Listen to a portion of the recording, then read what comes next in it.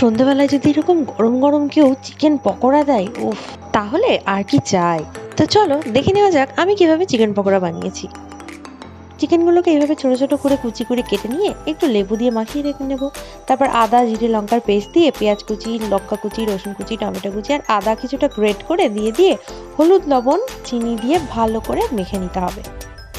জল কিন্তু এতে একদমই অ্যাড করব না। এটা দিয়ে মাখানো হয়ে গেলেই এর মধ্যে আমি 3 চামচ বেসন অ্যাড করেছি। এবার টেক্সচারটা নিজেদের অনুযায়ী, যে যেমন পরিমাণ ব্যবহার করবে তার তেমন পরিমাণ লাগবে। তো এভাবে আমি খুব শক্ত করে মেখে নিয়েছি, একটু জল অ্যাড না করে। এরপর একটা পাত্রে তেল দিয়ে ব্যাস ছোট ছোট করে দিয়ে দিলেই রেডি কিন্তু আমাদের গরম গরম পকোড়া।